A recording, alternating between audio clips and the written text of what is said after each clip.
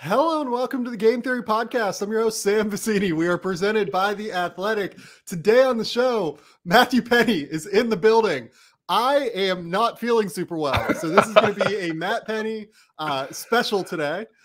Pennie, what up, Ben? I am not in the building. I'm great. I'm here to be an energy giver. I'm the guy from the energy bus, right? I'm trying to get you some of this good juju over here. As you're a little under the weather, but you look comfortable, wearing a nice sweatshirt. You look semi-relaxed. I'm sorry you're not feeling physically well, but hope mentally you're feeling all right.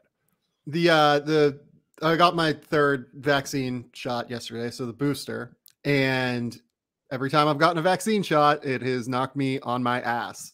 So that's what we're dealing with today. So Pennie going to be playing his role of back when he was a walk-on, he was the energy giver. He was the that's right. He was the guy on the bench, like he was just out here. You know what? And as a former walk-on, always be prepared. I have a towel here, so if we need to whip it around a little bit and get the energy on the Game Theory podcast, that's what I'm here for. I might need it just to wipe sweat from my brow. Like that might be what happens. Just like I will break out into a cold sweat like in the middle of this podcast. And we will see how I function. Okay. Yeah. So today on the show, we are going to run through the best guard in the 2022 NBA draft class. I don't know if it's going to be like hashtag embrace debate or if it's going to be like a just the discussion. We'll see. That tends to be more what Matt and I do, but we're going to talk about that. I would imagine that Jaden, Ivey, and Johnny Davis are particularly mentioned pretty heavily within that discussion. Then we're going to move to a new segment that Pennie and I are going to do weekly in some regard, which will be the race for number one, where we talk about the guys that are genuine contenders right now. We have got Chet Holmgren, Paula Vancaro, and Jabari Smith. Maybe Jaden Ivey to some extent, but probably not at this point, I would say. But we're going to just kind of run through and see, how those guys are playing, what they have coming up this week, and discuss them. Then we're going to go into freshman emergences. Over the last month, there have been a lot of really, really interesting pieces of tape from freshmen like Peyton Watson and Josh Minott, Pennie's king, and then guys like Max Christie and Jeremy Sochan that people already have well established on their boards in some respect. So we want to talk about some of those guys. We have a great little mailbag segment coming that I'm very excited about. And then we will finish with prospects of the week, as well as what other nonsense comes up at the end. Pennie, I ran through that somehow. How am I doing so far? Am I functioning so far so properly? Good? You've tricked me so far. I have not tricked myself. I can assure you of that. My body hates me. First off. Okay. So let's talk about the guards. So we wanted to run through just a discussion of where the guard class essentially stands in this 2022 NBA draft, because it feels a little bit down to me, to be honest. Right now, I have guys that would be genuinely considered guards. I have 3 in the top 10, and I have 4 in the lottery period. Those names include Jaden Ivey, Johnny Davis, Ty Washington, and Dyson Daniels. I guess you could throw in Ben Mathurin. I guess you could throw in, some of the other guards, like if you want to toss Blake Wesley into that mix. But I don't necessarily call those guys other than Wesley guards. Like I think that Ben Mathurin's a wing. I think that someone like Kendall Brown is a wing. So definitionally, there are some, different things that could be discussed, but we want to talk about the best guards today. And it does in general feel like this guard class in the 2022 NBA draft is down. Would you agree, Pennie? A little bit down, but I will say that I've been enthused anyway by a little bit more in the 2 guys. We'll go into depth here, I think, in Jaden Ivey and Johnny Davis. I didn't think those guys were going to be what they are right now and what they could be in 6 months, a year, 2 years from now. So I'm trying to take a positive spin on. I went in probably even lower on guards, and those are 2 that have popped up that I think are really good options for teams in the lottery that need a little bit of jolt of energy like you in their lineup. Yeah, definitely like me. It's interesting to me when I talk to people about Johnny Davis, and let's start with Johnny Davis, right? everyone is so excited about the rise. Everyone is so excited about the jump that he has made in order to become a genuine lottery prospect. Mm-hmm. Do you get any sort of resistance from people that are just going like, man, like, we really like Johnny Davis. We'd love to take him at number 10, but man, if you're taking that guy in the top 5, I don't know if that's like the right, if that's a top 5 quality player, I guess. Because I continue to get a little bit of that pushback, I would say. A little bit. I've talked to some scouts that are higher than others that would be happy taking the top 5. Others, in a traditional draft, if I was taking that guy 10th, I'd be doing backflips. But you kind of play the hand that you're dealt. These are the prospects that are in this current draft class. We have to evaluate it as such. I'm not saying these two guys are Anthony Edwards and LaMelo Ball, but there was a kind of similar feeling like during that draft. Like, who's number 1? These guys should be like 6 or 7. What tier prospect is LaMelo even going to be? They've both panned out. They've both been okay. So as I've kind of adjusted my own eyes and expectations after a loaded draft at the top last year, this just looks and feels a little bit different. But I like both of those guys in legitimate cases to be top 3 picks. I think I'm higher on Johnny Davis than most. And I believe he's going to be productive in the NBA in short time too. So let's just kind of dive into that. Why are you as high as you are on Johnny Davis at this point? So for me and for my money anyway, he's Mr. Everything on a 17-3 team. He leads his team in points, in rebounds, in assists, in steals, and he carries this offensive load every single night. He's averaging 21 points and 8 rebounds a game. He's shooting 44% of the field, 35 from 3. Not eye-popping numbers, but he scores all over the floor. He posts. He takes it off the dribble. He knows how to use his body to create space without really playing bully ball. He's not just a bulldozer running over guys. He can hit, readjust, get his balance, then get a shot off. He can pull up out of pick and roll. He can shoot from 3. He works on the boards. And he has this killer instinct and killer mentality. Even when he hasn't shot the ball well, at the end of the game, he wants to make a big play. He doesn't shy away from the limelight. That Minnesota game last week, the shot wasn't really falling. That's fine. So he readjusted. He had 15 rebounds, and he did his damage in the paint. And by the way, the last 3 possessions of the game, he either got to the foul line or scored each of those. So he's still not shying away from being the guy that, I have 3 field goals. What am I going to do? Go get some rebounds, get the free throw line. Great. And then the other part is, how good is he going to be when he has a true point guard that's averaging 5 assists per game, whose job is specifically to make his job easier? The numbers and the percentages are going to improve as the usage goes down when he's not the focal point of every scouting report. When he's the 2nd or 3rd option with other guys next to him who are pro scoring threats every single play, I still think he's going to improve even more than what we're seeing right now. So I'm glad that you brought up the idea of his versatility as a scorer, because I think that that's the number one thing that stands out to me. Like, I feel pretty good about him being able to get his shot on all 3 levels out of a variety of situations, right? Yeah. You mentioned the idea of posting. I don't know how much like a 6'4" guard is going to post at the NBA level, but it's in his bag. Like, if he ends up getting a mismatch on a 6'1" guard, right, and can shoot over the top. He drives well to the rim and plays through contact well. He plays on balance really well, I think, as well. That's kind of like his, it's not his superpower necessarily, but like it's his underrated skill, I think. His ability to constantly play on balance and constantly be a threat whenever he has the ball from any singular spot on the court. Like, at any point where he is dribbling, you have to be cognizant and careful that you're not about to just get stopped on a dime and pulled up on, because his just body is constantly in just shape in terms of being able to stop, pull up, shoot, right? Mm-hmm. From the mid-range level, from the 3-point line. I've seen some people question the 3-point shooting, right? He's shooting 36% from 3 this year. I think the mechanics look pretty good, to be honest. Like, I think that there's nothing broken with the shot. I think it's going to be fine. He takes a bunch of shots off of pull-ups. I can pull up those numbers while you're talking next.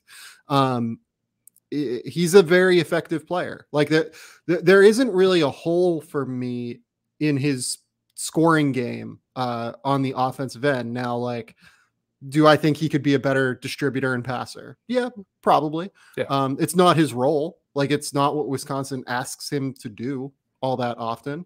And I generally do think that over the course of, like, from the non-conference season to the Big Ten season, he's gotten a decent amount better at it.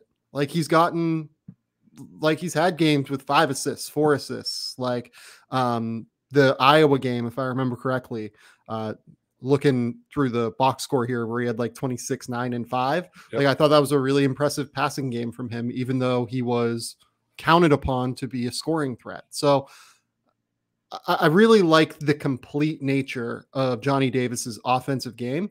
The question that I would toss back to you is, at the college level, I feel like his ability to stop at any point and get a pull-up jumper is just an incredible weapon. In the NBA, do you worry at all about him getting separation from bigger wing defenders and thus, like, seeing those efficiency numbers kind of drop a little bit as he matriculates through his career? Because he's not like some crazy athlete. He's not like a crazy ball handler. He's a good ball handler. He's not like an insane one, though. I think that that's where people struggle in their eye when they watch Johnny Davis, is like, there's no, like, he's not an elite athlete like Jaden Ivey, for instance. He doesn't handle the ball like, I don't know, fucking Kyrie Irving, right? No, he doesn't do that. Yeah, like nobody does. But even so, like, he's an, probably average to above average ball handler, not a great ball handler. So how do you feel about his ability to gain consistent separation from opposing NBA defenders? He'll be able to do it. Some of that plays into the offense that Wisconsin runs right now. You're right. He's not always going to post up and score off these little, like, swing flex screens and go one-on-one, but he has it. And I think part of that is, like, he doesn't always have to create separation and do these step back jumpers unless the shot clock is winding down. All this stuff to me just speaks to his incredibly high floor as a basketball player. There is not like a ton of pop, but it's very no frills. Like, you know what you're getting. He's going to produce every single night. It may not be these like crazy wild highlights, but then you look at the box score and he has 25, 6, and 5. Or I didn't think he played that well. He had 16 points and 15 rebounds. And then the defense too, which we haven't even talked about, I think's another weapon, because he's really good off the ball. He has really good instincts. He can play fast in transition. He can pull it out and play slow. He doesn't care if he's the one who's like the focal hub offensively. He has to be that right now. But on the circuit and in other places, he didn't necessarily have that role. He's just risen to the occasion. So similar with Ivey, these guys are really just like good pieces of wherever they land. I'm not worried about a situational fit for him because of how he's able to adapt. And if you need me to be the guy that drives and kicks, I'll do that. You need me to be the guy that scores off the dribble? Sure. You want to play really fast and have me run the wing wide and hit inside and then kick back out? I can do that too. It's all these like toolsy, do-it-all type things where it's just going to work wherever he's drafted. And I think that's why I have a harder time than most slotting him versus Jaden Ivey. I'd say Ivey has a higher ceiling for sure. Yeah. But Johnny Davis's floor is really high too. So I agree with you that his floor is really high. I think that like one thing I've generally struggled with Johnny Davis is finding an analog for him, right? Like, what player in the last decade that has been drafted in the top 10 has been similar to Johnny Davis in some regard? And I can't really find the guy. That's not to say that like it's a bad thing necessarily. It's just hard to find the player that like totally fits, because like, in 2012, Terrence Ross was different than he is, right? Like Brandon Knight from Kentucky was more of a point guard, right? If we're going like elite level college producers, Jimmer Fredette was just not that, like, he's just not that, right? CJ McCollum, like maybe that's the analog, is something like that, but even CJ is smaller. So I can't find the guy that he's like, I guess. Like, it's definitely not Dion Waiters. 44-ish and 35. I have a name. He's not as freaky athletically, and we saw way more in the NBA. is there shades or parts of a college version of Donovan Mitchell? Yeah, no, I think I think like the two look, names, like Donovan's like NBA dunk contest, freak show, 2-foot explosive athlete. Johnny Davis never has that. But like the pull-up stuff, the played within himself at Louisville, did more than people kind of thought once he got to the NBA. Not the same, like you said, analog, archetype, etc., but sort of that mold maybe.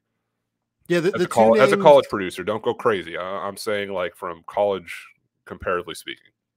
The two names that I could think of that fit outside of CJ McCollum, who I think is like a reasonable response given more of a score in college though, I'd say probably, right? Like even higher. Given like the numbers, but given he's at Lehigh or whatever.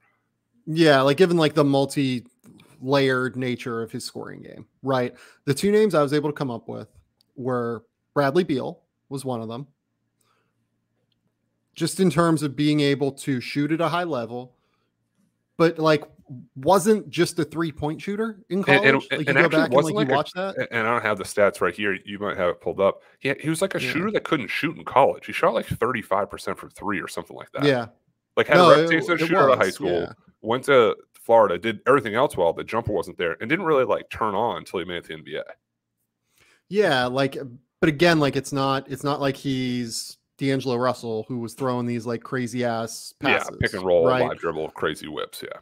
Yeah, like Jamal Murray played as a 2 guard at Kentucky next to Tyler Ulis, but like we all thought he was a point guard. Yeah, and like he could knock down threes and was like an elite level shooter. So I guess I say all this to say that I think that's part of the struggle that people have with Johnny Davis, and we can transition now into Jaden Ivey. People have no problem seeing what Jaden Ivey is going to be because he's like the natural ideal in many ways of what we would like to see in a lead guard prospect. He's an elite level athlete. He's an incredible transition player. He's shown live dribble passing ability. He's shown pull up shooting ability. Like the vision is there with Jaden Ivey in a way that like it isn't as readily apparent as it is with Johnny Davis, I guess. Yeah. And people want to say the John Morant thing. There's times I say like maybe that's a John Morant type move. For Jaden Ivey at 6'4", it's the energy level that stands out to me right away. And the Ohio State game, you could tell immediately that the energy level wasn't there to start. He's got a hip thing. Mm-hmm. He came off the bench. He didn't look the same. He's going through the motions.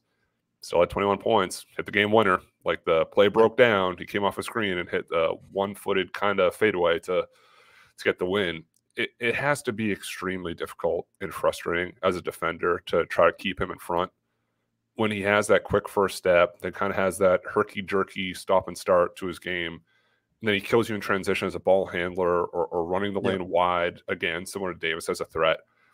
Shoots 44% from 3, mostly with his feet set, improving, I'd say, as a movement shooter and pull-up shooter off the dribble.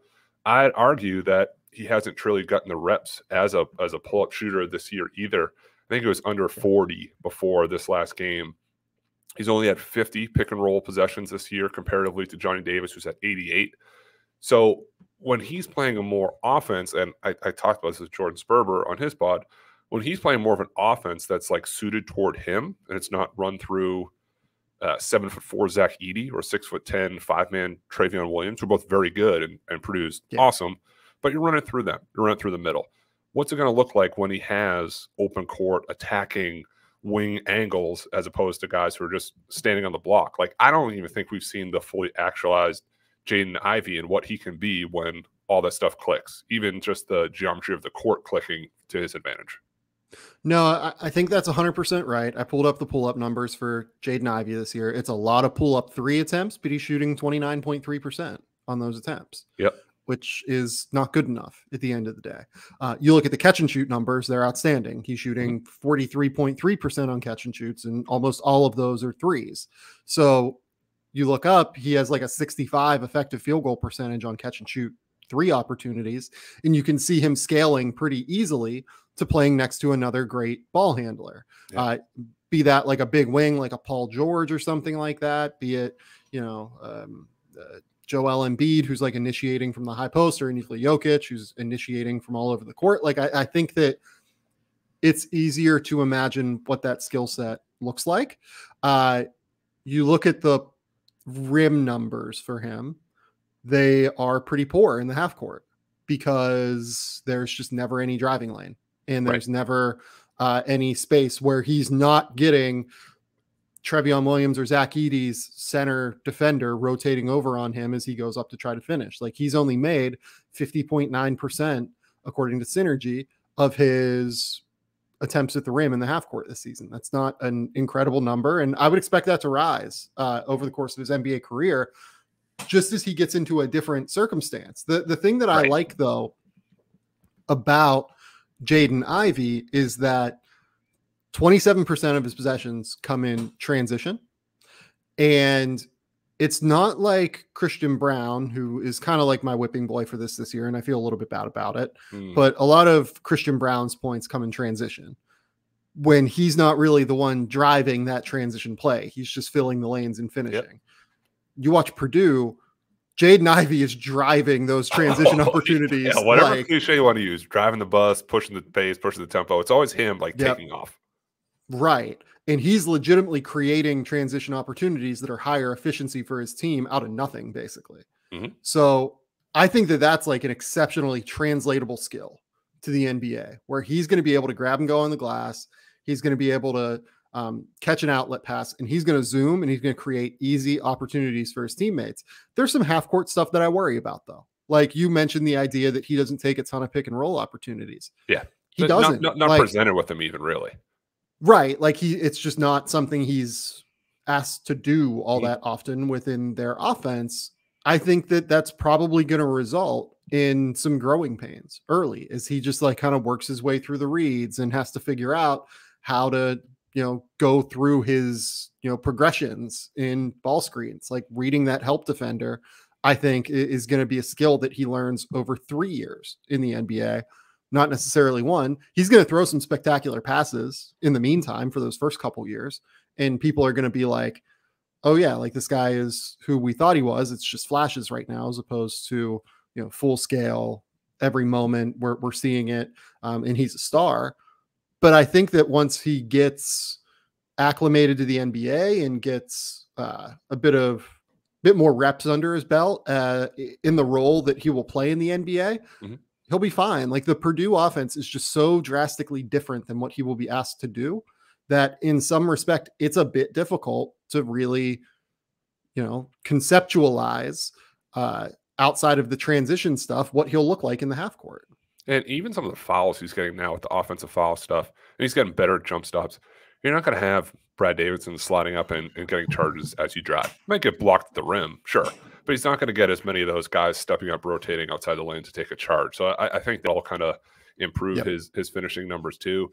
The pick and roll progressions and making the right reads. I mean, you argued, I don't know, maybe a month or two ago that maybe he is a lead guard. So that's going to have to come, and that's going to have to be part of his development, and maybe a little bit of a hang up for a while. Are you worried? I'll say this, if he's not a lead guard, I'm much less interested in him as a player. I think he is a lead guard. I think he's shown enough flashes in terms of passing and ball handling, and obviously has the elite level athleticism to do it. But I think that that's where the Johnny Davis case comes in for me, is if you think Jaden Ivey is not a lead guard, there is a case for Johnny Davis being a more interesting prospect because of his, ability in the half court to create shots from a ton of different angles and, just opportunities. And defensively too. Jaden Ivey on the ball is a very good defender. Not great off the ball right now. He's yeah. Oh, what we're hitting a point, or you think he's not good on the ball? I think that he's good. Are you selling yourself on Johnny Davis? That's where I think we're leading you down. I'm not, because I think that Jaden is a point guard. Having said that, hold on. It's hard to evaluate. He's a point guard, but can't read pick and rolls, and we don't know how often he's going to have the ball. Right. I think that it's going to take him some time to get through pick and roll progressions, but has all the skills to be great at it. Yeah, has all of the tools that you need in order to be great at it. He has tools that Johnny Davis doesn't have, just at the end of the day. And that's not a slight at Johnny Davis. Johnny Davis makes up for it with skill and with balance and with some of the things that Jaden Ivey doesn't have yet. But I think it's easier to learn what Johnny Davis has than to be born with what Jaden Ivey has at the end of the day. Defensively with Jaden, it's so hard because like that team's pick and roll defense is just so like it puts so much pressure on the guards because of how deep of a drop they have to play with Edey and Trevion Williams. Like it's almost like it's going to be nothing. It's going to be almost nothing like what he will be asked to do in the NBA. It's going to be somewhat similar. Like he'll play in a drop scheme. He'll have the, time or whatever. Like he'll have the reps that he's gone through at Purdue that will probably help him. But like, he's not going to be asked to cover for Zach Edey and Trevion Williams in the NBA. Like there's just so few lumbering bigs like that. Right. But we talked about if he played, I don't think he will because I don't think the pick is going to be this high. But you play with a guy like Joel Embiid who has to drop back, who's a bigger center, Jokic. Those guys are dropping back. You have to figure out. And there's a clip circulating this week of Jabari Smith on the ball and like just slithering around a ball screen. Yeah. Like you're not hitting with this. Jaden Ivey can get hit and crack. And then it's like, all right, it's kind of 2-on-1. Like he's out of it. He's got to find a way to fight through that. And then off the ball too, he gets in a stance on the ball. He's ready to make a play. It reverses, stands right up. He's looking around. He's active. But then when the action comes back, he's getting down back in his stance. He's getting cracked by another screen. It's like if he just stayed in that a little bit longer, he'd set him up better positionally to not be hampered or hit with an off screen and then trying to fight around it. It's a double into a ball screen, and that's where it hangs up. He's going to work at it. That's a part of his game that he needs to really fix. But we're talking about, are these guys good enough? We just spent 20 minutes talking about how good they are, and that's why I think they're both really good options in the top 5. Like I don't have a problem with these guys like a lot of other people do. I think they're both really good options in the top 10. I think is what I would say. You know what? But I've said I say this. It seemingly we've done this 3 years now. If they're not in the top 5, who is? Like it's not. Like, no, I know they almost they almost have to be, and I'd be okay with either. And currently a slight edge, and not to go hipster, slight edge to Johnny Davis for me. It's very fluid. I'm not saying to write it in a Sharpie and put it on the big board yet, but there's still a lot of basketball to be played. I think there's more of a chance that Johnny makes it based on everything that he does rather than saying, well, Jaden Ivey has to figure out the off-ball defense. You really have to figure out pick and roll progression. Johnny Davis, it's like, does he create enough separation to get off a shot that already looks good, that's already good off the bounce? That's the difference for me.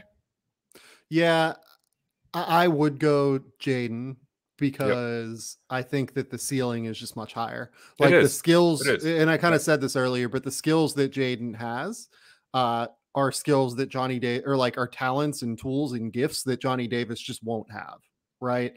Just athletically and in terms of burst and twitch and all that stuff. It's not a guarantee though. Like Jaden needs to take time. He needs to hone in on the skill set, needs to hone in on slowing down, jump stopping at times, running through ball screen progressions. Like it's just going to take some time, but the tools are so special, I think, with Jaden. Like they just are. I do want to play a game here before we go to our commercial break. Okay. So the guards that were taken from 2019 to 2015, let's say, would you take Johnny Davis / Jaden Ivey? Or before you can say the answer of the college guy, am I talking just what they did in college, not what I know? Just what they did in college, prep school, prep, whatever, right? As prospects. Johnny Davis, Jaden Ivey, or Darius Garland?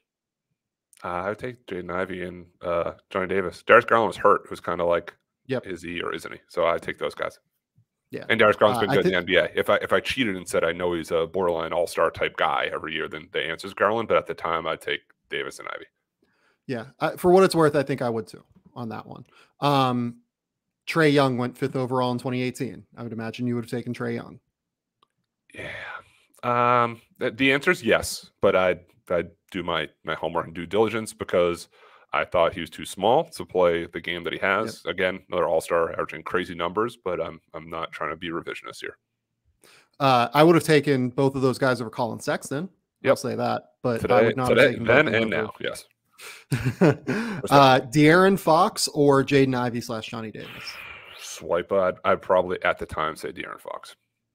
Okay. I think that I would rank them Ivy, Fox, Davis. Like, I think that they're all in the same tier, basically. Yeah. Chris Dunn or Johnny Davis / heartstrings. That's New England. I know. I wouldn't take those guys. Though I was hollering for the Celtics to take a guard, to take Jamal Murray, Buddy Hield, or Chris Dunn. Right. I think Jaden Ivey and Johnny Davis were more kind of Celtics-y type picks. D'Angelo Russell or these guys? These guys. I know he's great at Ohio State. He was never really quite my cup of tea as a college player. Yeah, I probably would have taken D'Angelo. So I'll be honest. That's your alma mater returns back on you. You can't take the other guys. As I wear a Pitt hoodie today. Okay. Let's go. Let's go. I felt bad after last week clowning Pitt, so I had to rep today. Makes sense.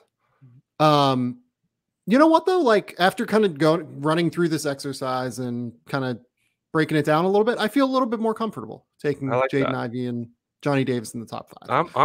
I'm your hype man before you go out on stage. I just have to put it in your head, you're gonna crush it out there. Just do it. Just talk through the prospects. We'll get there. We'll go through our own personal progressions. I know you're boosted. You're a little cloudy. Let's get some clarity here. Yeah, I'm struggling today. Okay, let's take a quick commercial break. We'll be back with our next segment here.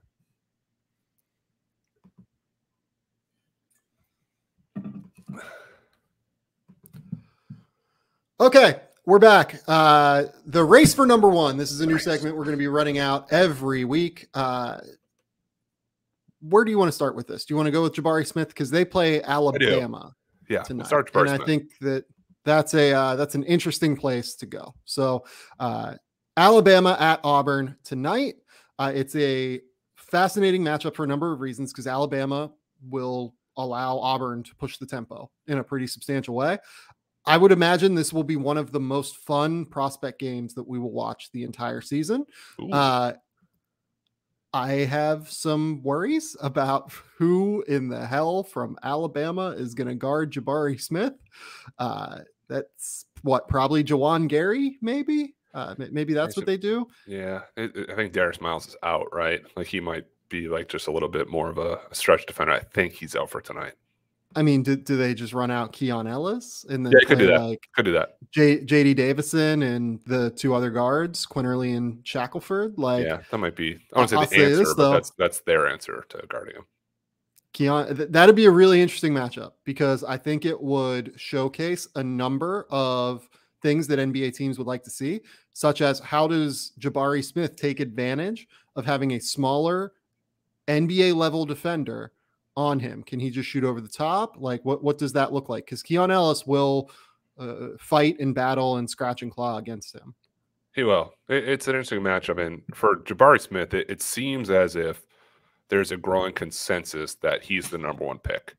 And I get it. I mean, what's not to love? And he had a bad game against Missouri. He was 2 for 15 from the field. He had 10 rebounds, but he's on the floor late, and he made winning plays on defense. So he shakes that off and responds the very next game with 23 points and 12 rebounds against Oklahoma. And the part that stands out is that he was a little bit more assertive than just shooting threes. One of the knocks is he's just too perimeter based, just stands out there and doesn't chuck, but he's just more comfortable doing that. He got to the free throw line 10 times that game. Mostly was late in free throws and have to foul to get guys on line. But in his head, I got to get going toward the rim a little bit more, open up more of these one dribble pull-ups. So you said that he can shoot over the top fairly easily. I want him to mix it up a little bit more on the post. I want him to tighten up his handle a little bit. I don't want the pull-ups to always be these one-footed fadeaways, just kind of go straight up and down at times. But I don't also want to do this small sample size thing and say he's 7 for 27 his last, whatever, a few games from 3. He's adjusted, I think, around the freshman wall. And I just remain all in on him as a prospect. The rest I'm intrigued by in terms of the translation to the next level as a 6'10", stretch, trailing, shooting big with these high-level defensive tools that when he has these games, when all this stuff clicks at the right time, he looks like a surefire number 1 pick. And even when he's bad, when he goes 2 for 15, you can still see why everyone speaks so highly of him as a prospect. This is another situation as well defensively where we're going to get to see some really fun tape, I think, because Alabama will just put him in ball screens because they will have to. They'll prefer to put Walker Kessler in ball screens, but there will be situations where we see Jaden or Jabari Smith, I'm sorry, have to fight through these different actions that Alabama will put him through that look a lot like the same actions that NBA teams will put him through. So I'm excited to see that. I'm excited to see how Alabama deals with Walker Kessler to some extent. This is the kind of game that should cause problems for Walker Kessler. If it doesn't, I think that this is the kind of game that can propel him into being a first-round pick. If he can manage in space against guys like Javon Quinterly and J.D. Davison and Jaden Shackelford and hold his own, this in many ways is more important game tape for Walker Kessler than it is for Jabari Smith, I think. It is, and we kind of rode the Walker Kessler wave at the right time, and he's clicking too, and it shows that they're both able to play off of each other, which is a benefit for each one of them and kind of like their NBA long-term potential. With Jabari, what are kind of like, I don't want to say red flags, but what are kind of like your hangups right now that like, yeah, I got him number one, but if he did this, it would be a runaway? Is it the lack of stuff going to the rim? Is it the lack of kind of finishing in the post? Is it that he just kind of falls in love at times with, like when he jab steps, it's almost like he's going to pull up. It's hard to block, but he's shooting, right? There's not like a real counter to that yet. What kind of slows you down for saying this is a runaway number one pick? Yeah, it's ball handling polish, I would say. Being able to separate, because he's not like some crazy athlete in terms of twitch. He's very coordinated. He's very balanced all the time, despite being 6'10", 220 pounds. But he doesn't have that like, okay, I'm going right, I'm stopping on a dime, and then I'm blasting like, left, right? So to make up for that, he's going to need to have like real craft and handle off the bounce. And that's, I think that's a reasonable hold up right now. Not enough to move him from the number one spot on my board, but enough to where it's a hang up for sure. But defensively, I'm a big fan. Shooting, I'm a big fan. Love the grab and go transition stuff. I think that there's just like a little bit of polish that will come. He's 18 years old. Like he's the youngest of these guys we're going to talk about here. Yeah, I love him. I'm just kind of nitpicking here and seeing what else is out there. He's just a little bit different than some of the other bigs we've had the last few years. And people have asked me, like, who's the comp? And I'm the worst going on who the comp is with him. But he does so many of these other little things well. And when the shot's falling and he's defending and either grabbing off the rim and going and pushing, or he's the first guy rim running, it's advanced to him. Just going to be a special player with added size too. He's already put on 15, 20 pounds of muscle. It puts on a little bit more in his base. You'd see a lot of his post catches. He's still kind of upright a little. He can get pushed and fall over and then like regain. Once that base is strong enough to hold that initial bump, that's going to probably give him another couple points per game too.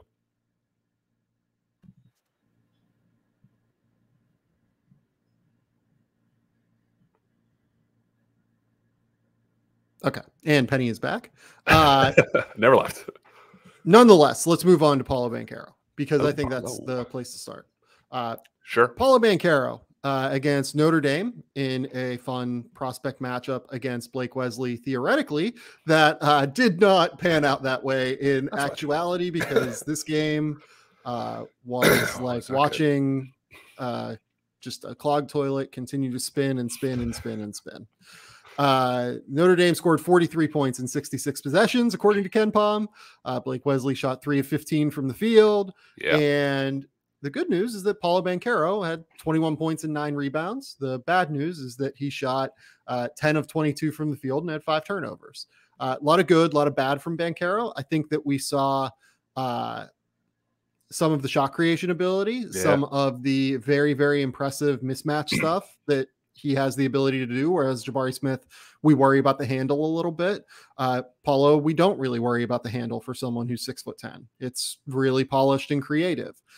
He is much more capable of getting a clean look off of his own isolation than Jabari Smith is at this point. This game in general did not really do anything to assuage my concerns that the style of play that Paula Vancaro typically like employs, I guess, does kind of border on being problematic in terms of efficiency in the way that you project it to the next level. Yeah, I agree with that.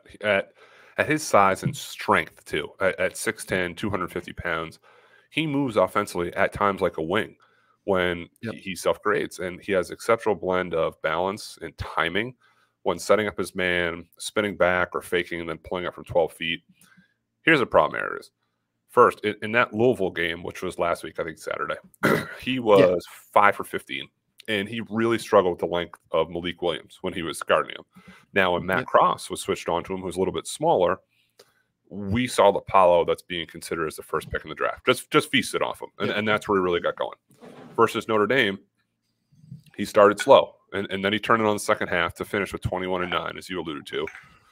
But, and I talked to a couple NBA people about this today, he was overthinking on every catch beyond the three-point line. Notre Dame and Nate Laszewski at the time was giving him all this space, daring him to shoot. He wouldn't.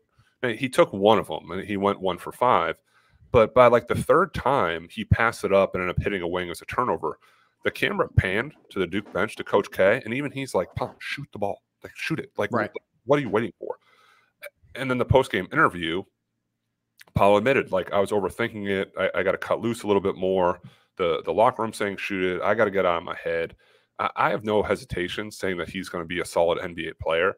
And I go far to saying that he could average 15, 16 points per game as a rookie. But the shot from three, it has to come around for me to place him kind of in the first tier of this draft with Paolo and Chet.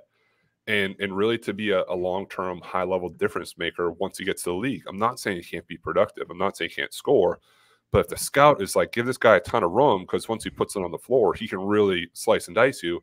I'm just going to give him space similar to Notre Dame did and not let him get to his spots in the post. And then you're kind of like taking him out of what gets him going, because then once he scores a few of those, it opens everything up and the confidence rises, and then I'll take a three. But it can't be like all this space. Then you take a three, you're kind of hopping, hoping it goes in. It's flat, it's short. That has to come around.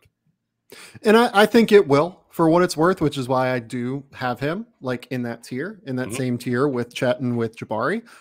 I will say, so Notre Dame game, 21 points on 22 shots with 5 turnovers. Louisville game, 11 points on 15 shots with 1 turnover.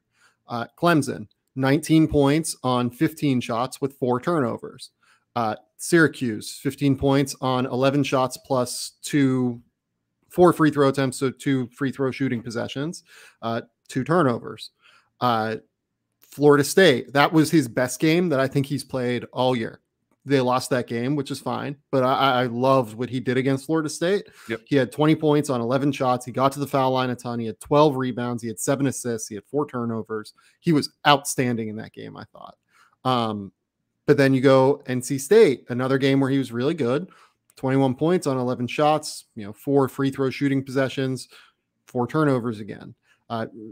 It's the game against Wake Forest where he was really, really good. 24 points on 23 shots.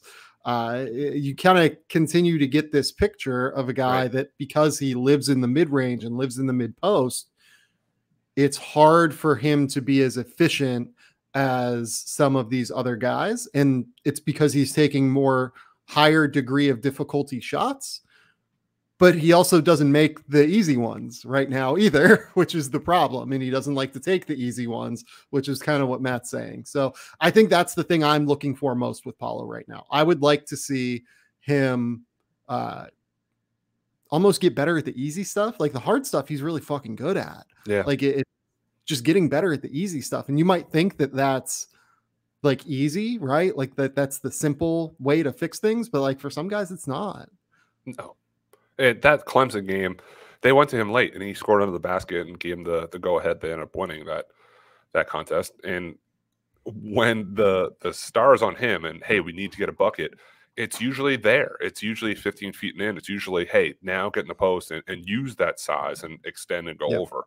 And when he has the confidence level, and like when he had that weak side block against Louisville, where it's like kind of Mark Williams and Paolo like blocked it at the rim and it went sky high and he flew off the floor. He just has to do that more. And he's not taking the simplest shots. And that's why Chet Holmgren and some of these other guys are shooting 65% from the field, because all it is a dunk show, or it's right there. Your percentage just naturally is going to go down from the mid-range. You take all of them. He hits them, and that's kind of like a misconception, like the mid-range shot's dead. It's not dead if you're knocking them down. That's not how the game has kind of like swayed. You want and it's not dead for the best players in the league. That's like the best players in the league. That's often the shot that is available. So it can.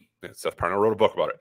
Like that can still be what he does, but it has to blend in with the rest of his game too. As I mean, if he's not like, do you see him as a small ball 5? Is he a 4? Like, where does he fit in the modern NBA for you?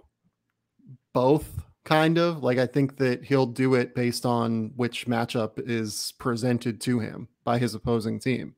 Like I would like to start him at the 4 and have him be able to take advantage of that mismatch. Like we kind of talked about, like Louisville versus like Matt Cross as opposed to Malik Williams, right? Exactly. Yeah.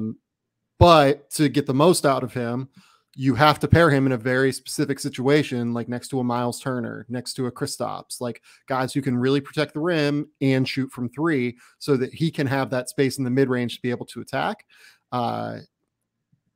Fewer of those guys than what you would think around the league. Yeah, absolutely.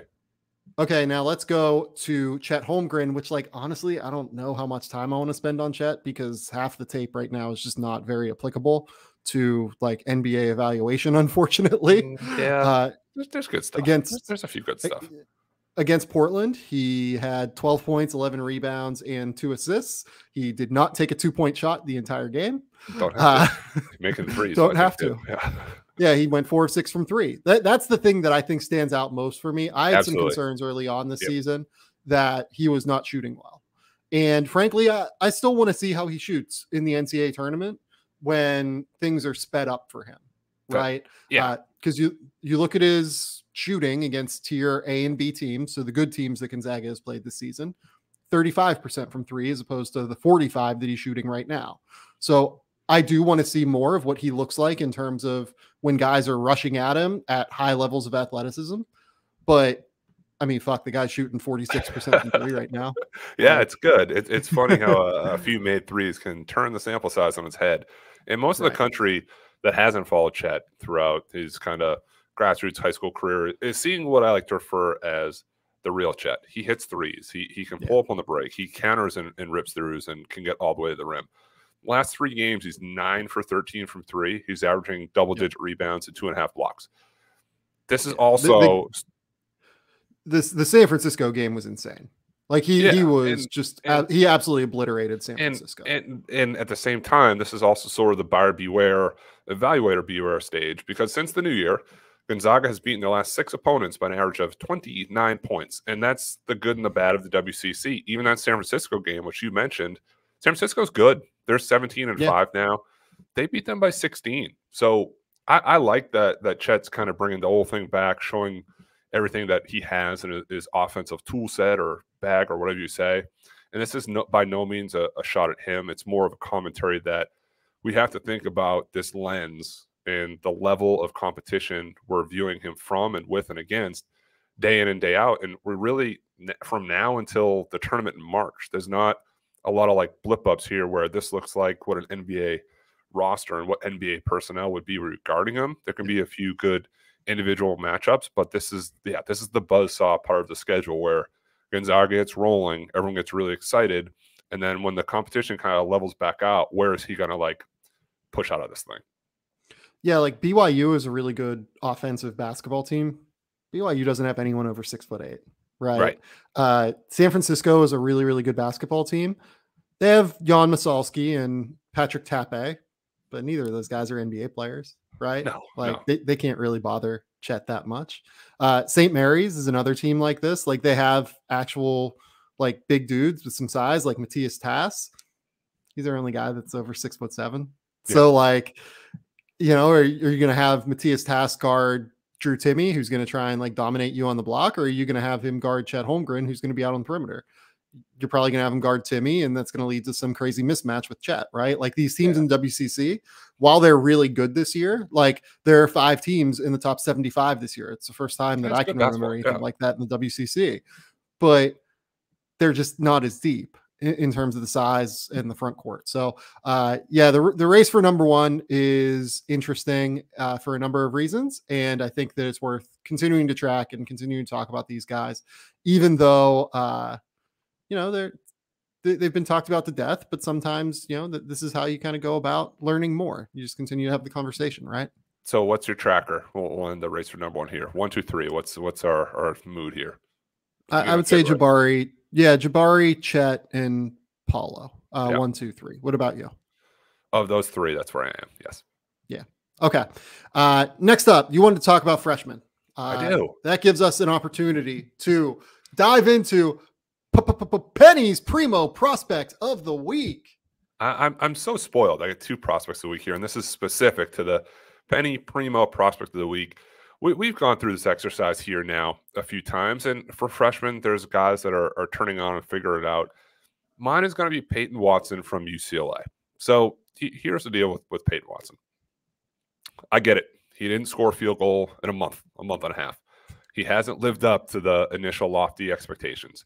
Despite our best effort to say it would be hard for him to crack the rotation, with an entire Final Four roster coming back, and Miles Johnson, a great defender, transfer from Rutgers. But this is where we are. The numbers are not always great, but the film is. I would argue that if you've watched the games. He's playing super hard on defense. He moves laterally really, really well. And then he bodies up on drives. He blocks shots on and off the ball in transition, in the half court.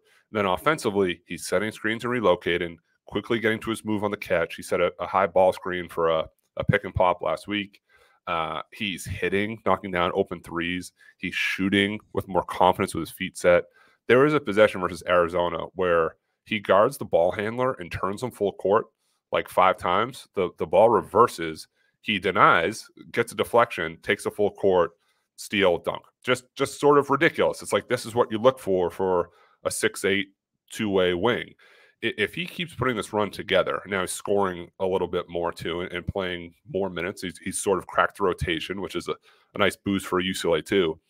I don't think it's out of the realm of possibility that he's a top 20 pick. I mean, there's value in going back to school. And we've seen it with guys we talked about today in Jaden Ivey and Johnny Davis and Keegan Murray and Ben Mathurin. That said, it could be a toss-up at this point where he ends up. There's a ton of potential. If he adds strength, that potential is only going to grow. I did a quick little tweet video last week. UCLA fans went nuts. They said he's gone. It was 3 clips. It was like 34 seconds. If we're judging on that, maybe he's gone. He needs more reps. Let's slow down the bus a little bit. But I love him as a prospect. I'm all in on him long term. Going to take a little bit more time. If he goes, be hard for me to say no if I'm at the 20s or 25. I think I agree. Okay. I had him like at 45 on the big board that I put out. I think I was wrong to do that. Here's the thing. We're real excited about Peyton Watson. Oh, yeah. How many points do you think he has in the last 7 games? Oh, 7 games? Well, if you're doing 7, you're pulling the last 5. So 20. No, I'm sorry. So 6 in the last 6 games. 13. I'll say 41. He has 28 in the last 6 games. So Price is right. Under, we're real excited about Peyton Watson, and we should be. Hold on. We should but be. If you look and watch, he was doing nothing. He legit. Against Bellarmine, he was great. That was like in November. He did nothing. It's not like I forgot about him, but it was the kid's going back to school. He's not there. I almost found it by accident because I was making my daily calls. I had the Arizona game on, UCLA Arizona in the background because the game was at 11 o'clock at night. Spoiler alert, I am not up at 11 o'clock at night. I am old. I got to watch those games the next day. So I'm watching it, and this guy is like this long defender makes a play. I'm like, is that Peyton Watson? I think it is. So I'm on the phone. I'm like, yeah, call you back. And there was like 3 plays in a row. I'm like, oh, this might be a thing. This like might actually be a thing. And then it was like that for 2 or 3 games in a row, especially defensively guarding point guards, 2s, 3s, blocking 4s at the rim. And then he like scores a bucket or two. Even the misses, like he had a miss off a pull-up and said, oh, that looked kind of clean, like going to his left and pulling up. There's stuff there. It's going to be G League time. I'm not saying draft him and all of a sudden he's the sixth man and, man, everybody missed on him. It's going to take development, but it's going to get there. I do strongly feel like it's going to get there. I think it's going to get there too. What I struggle with is, I mean, how many wings have averaged under 5 points per game and gone in the first round? Like, we're excited about like the Peyton Watson resurgence here that's happened, right? Yeah. Yes. We're talking about the good games that he's played, not the like stretch where he went, didn't score scoreless for a month. Correct. And he's still averaging under 5 points. Like, I think that's where, when you watch the tape, it is different. I completely agree with you. He looks really different from how he looked in the early season. He looks much more confident. He looks like he understands a role now. He looks like he understands what Mick Cronin wants him to do. He's averaging under 5 points, like in this positive stretch. I'm looking it up now. 8 points, 3.4 rebounds. And I get it. He's in the G League. He looks great. He does. Josh Primo shot 43% from the field, 38 from three. Yeah. Hey, we're arguing about the draft. We're arguing where does the kind of bottom fall off, and that's why I thought we should talk some freshmen today, because there's about 4 or 5 others that you get to 20 and say maybe. So here would be my question: like, are you more excited about Peyton Watson or Max Christie with what Christie has shown over the last little while? Just because Peyton's size in the defense, and I think the versatility defensively that he brings, and paired with the offense, I think Max has been great, but I would take Peyton Watson over him right now. I am more excited about Max because Max has, we talk about Peyton Watson's defense, and Peyton's a better defender. Like, he's stronger. Mm-hmm. But like Michigan State has Max Christie guard the toughest guy on the opposing wing, like most nights. Mm-hmm. Like, he's taking the really, really tough assignments every night, and he's doing a pretty good job, I think. Kind of has to, though, too, right? Next to Tyson Walker, like Tyson Walker's not going to guard up the lineup. Like, he has to guard. No, you could use Gabe Brown, pretty easily, and then like slide around guys. Like, there are other things you could do to make it work, but he's doing it, and he's doing it well, I think. Like, he's defending at a pretty reasonably high clip. He had 16 points against Michigan on 5 of 8 shooting, 3 of 3 from the line. Mm-hmm. He had, 12 points against Wisconsin. He had 16 against Minnesota. He had 21 against Nebraska. Like, he's had some really positive games offensively. But let me spin it back on you. His last 5 games from the field: 5 for 8, 1 for 8, 5 for 7, 1 for 8, 7 for 12. If the consistency comes around, we get more of those 5 of 8 games with the very pretty shooting mechanics, which he gets to fairly easily, fairly comfortably, regardless of what the kind of like screening and shooting action is. I get it. I mean, he hit a 3 and was fouled in that Michigan game and didn't seem to phase him. I mean, and then he can drive, he can spin and get to his move, has a little bit of fadeaways, can stop on a dime for pull-ups. Talked about how he guards the other team's best wing or guard. And then you saw some of the dog in him late. I mean, he was blocked at the rim by Moussa Diabate. They came down, they're jabbering. He's like, hey, man, scoreboard. You're not 15. Shut up. You're not 15. Like, get over it. I didn't know Max really had that. I don't know if that's the Lansing, Michigan, Tom Izzo school of hard knocks. Just like Peyton Watson needs some strength. I prefer he gets more reps in the Big Ten, gets a little bit bigger, stronger. But, like him in the future. He turns 19 in February, so 19 in like a few weeks. So he's just starting to figure out as he should be. Yeah, no, I am very excited to see what the end of season Max Christie looks like. They're starting to involve him more in the offense. Like, early in the season, I complained endlessly about the fact that like they used him a lot in the preseason, like on the ball, and then off the, like, he just like standing in the corner in the early part of the season and like not do anything. Starting to use him a little bit more, which is exciting. He's still only taking like 8 shots a game, which I think is fucking crazy, given that like you're talking about like Tyson Walker and AJ Hoggard, right? Like, AJ Hoggard has been really good as a distributor and passer. Like, he's had a few really, really good games, but like, I think that there's even more there with Max in terms of like handling the ball and being able to create his own shot. So like, I wonder if we start to see that late in the season as the year goes on and we start to get into like the Izzo March run and he starts letting it loose a little bit. with Max. I wonder. I'll be honest, I'd take Max Christie in the top 20 still. This is the preseason guy. It's starting to be the preseason Peyton Watson. This is kind of the preseason Max Christie. We thought that he might figure it out there, and sometimes it takes a little bit slower at Michigan State, but he has now, whatever he is, 20 games into the season. Yeah. You also want to talk about Jeremy Sochan, and so did I. Yes. I think that this is a great person to talk about because I don't know about you, but I've been kind of reaching out to NBA scouts and asking a simple question. Who is Baylor's best prospect? Is it Kendall Brown or is it Jeremy Sochan? Yes. And what is the response you've gotten, Ben? Respectfully, it's Jeremy Sochan across the board. It's not across the board for me. I would say it's more like, 60-40. I thought it'd be even higher than that.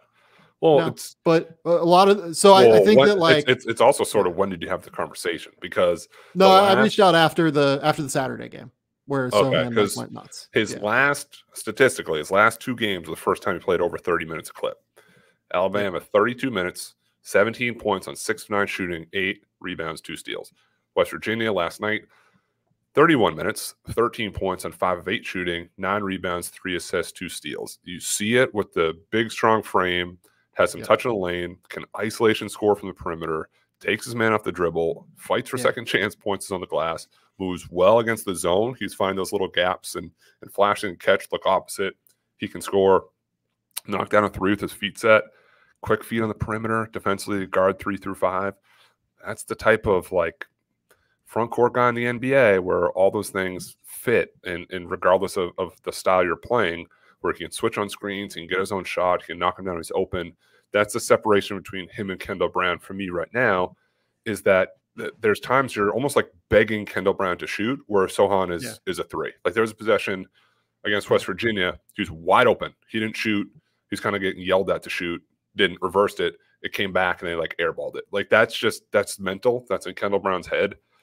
I don't think Jeremy Sochan has that. It's just more of getting the opportunity. He plays more minutes and meaningful minutes, and he's produced. Yeah, they're both in the Jabari Smith zone of not turning 19 until May. They're both really, really young. I agree with you. I'd take Jeremy Sochan. It took me a while to come around. No, me too. Me too.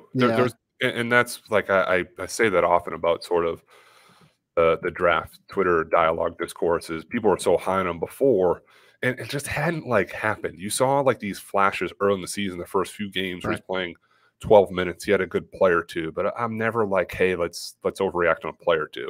Peyton Watson, it's like he had to make a player or two 10 times before he said, maybe this is a thing. Now Sochan has done it, and he's had to play more because Adam Flagler was out and LJ Cryer was out. And despite that not being the position, they've had to move pieces. So he had to carry more of this load as well. And he's delivered. He has. Yeah, no, I agree with you. The thing that Baylor has done over the last couple games particularly is they'll run him off of like pin downs and stuff, and he'll catch at the wing and like pump fake, stop on a dime, dribble baseline, then spin back and like make a mid-range jumper, spin back and get all the way to the rim. And it's just like, oh, that's like what an NBA team will ask. Like, yeah, he came like downhill, like looped around a screen, came downhill for one of those last game, and that was almost the same reaction I had. Said, yeah, that's an NBA move from an NBA body and a future NBA player. Yeah, no, I would have Jeremy Sochan comfortably in the top 20. I would say right now. And I'd have Kendall Brown 20. Like I'd have Kendall Brown like right around 20 as well. That's somewhere in that like 15 to 20 range. That's as I was watching games and kind of updating, I think I had Sochan at 20 and Kendall Brown at 21 for the time being. Yeah. What other freshmen? You had 2 more on your list. I do. Let's start with one of your hits right now. Then we'll circle back to me. Let's talk AJ Griffin. Okay. Let's talk about AJ Griffin and his Jeff Bagwell shooting stance. It's ridiculous, right? That honestly, like I felt bad that I retweeted that at like 1:00 a.m. Eastern time. Yeah, because that might be my favorite tweet that you've ever done. You never know, man. You never know with the internet what hits and what doesn't. It wasn't even supposed to be like comedic. I think everything I do is a little snarky, but he just has such a wide base on the catch. It's like, dude, how do you catch and like jab step out of that? Like that's a shot. That's not like a fake and you're going. Like it's a wide base. It goes in. It has to be shortened. And I had a few people tweet at me like, do you think it's fixable? Is it better that he's narrow than wide? And then ironically, if you watch the game, that half court sort of heave he had that went in, he could not have been more narrow. Right. His feet were like on top of each other. And I know it's just like a quick release flick thing. I don't really have major concerns, but it has to be drawn in. But for his game, if he's not there, he's certainly getting there, or he's on his way. He's also starting to live up to the heavy preseason billing. He was great against Louisville. I mean, I know he's 5 for 5 from 3, which helps. But it was the multiple effort plays. It was the cutting. It was the stuff away from the ball. It was finishing through contact. And he has this soft touch on the turnaround jumpers when it is 12 feet and in.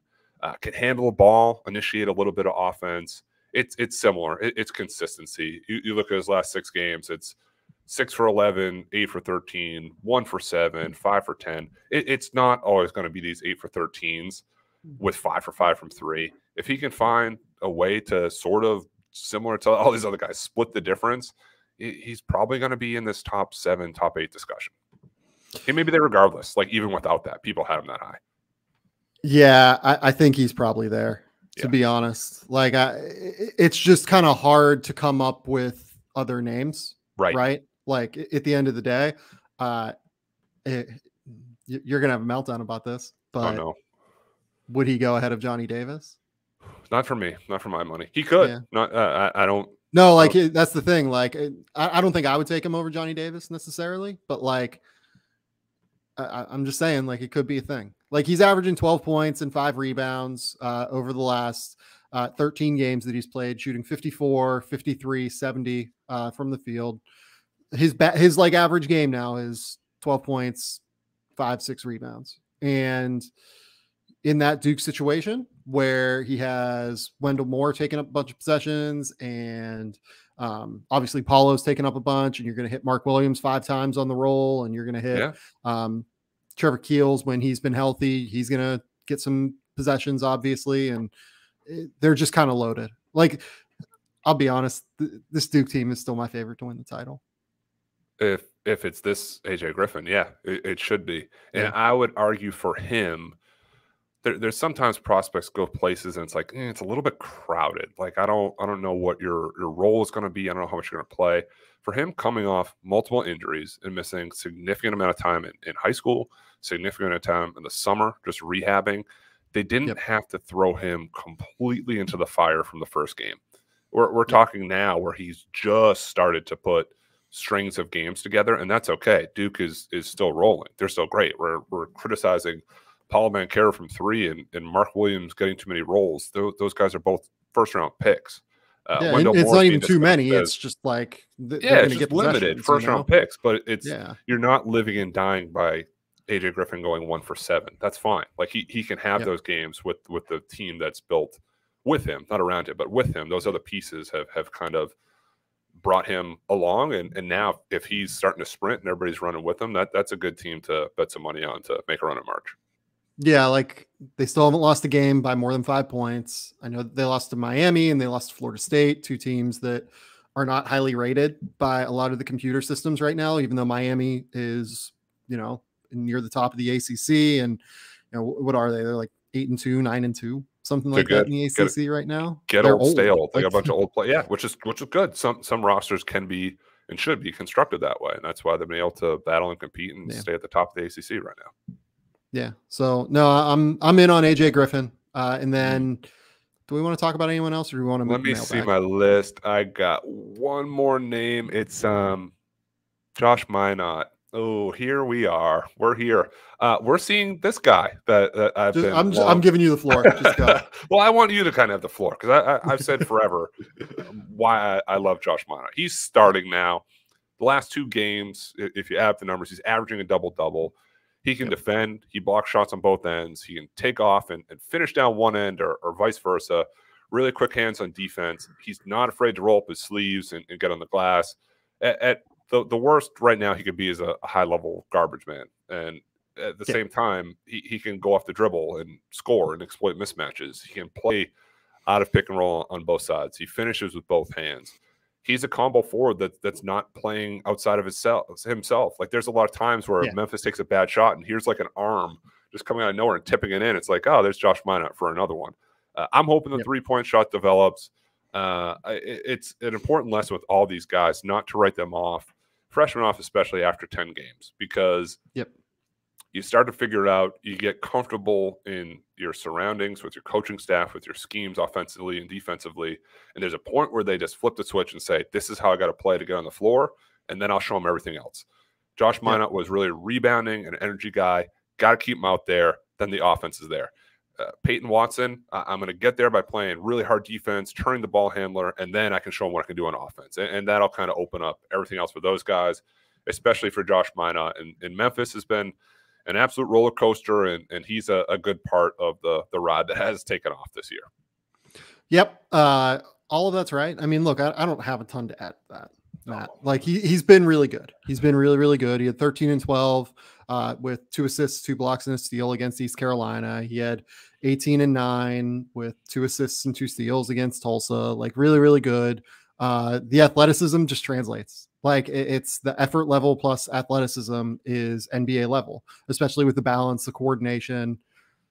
Yeah, he's just good. Like, I still think he should go back to school. A lot of these guys should. He'd be hard for me to pass in the first round. Late. Not getting crazy. Not saying we're taking him 10th, but 27, 20, 29, 30. Yeah. You take him over Jean Montero. You would take him over. Would you take him over Caleb Houston? Because, by the way, another guy we should bring up in this conversation is Caleb Houston. He's been much better over the course of the last month. Shooting the 3 ball much better. The sets they're running for him are much better. He's not here's a double screen run off. Here's a screen and let me shoot on an empty side. Here's a kick out relocation. Still taking Josh Minott. I'm not sure yet. I think that's one where it's questionable now that Caleb is shooting 37% from 3 again and looks more like the guy that we kind of thought we would see. Caleb is kind of reestablishing himself, I think, a little bit as a first round pick to me, which is really good. And I'm excited to see that. Questionable which one I would take, him or Josh Minott. I'm like purposely ranking Josh Minott low because I think that, like, even from a skill perspective, like, he is so low. He's the farthest away of any of the guys we just mentioned. Yeah. That's kind of the thing. Honestly, he might be ahead of Peyton Watson. Like, that's the thing. I don't think so. I think Peyton's ahead, at least. The wing defense, Peyton can score a little bit more. The shot's a little bit better. The way he can self-create a little bit better. Josh is also a really good passer. We didn't talk about that. Like, he's a really good passer on the move. He has good vision. Probably better passer than Peyton Watson. They're good. This is my, like, late first treasure chest of prospects.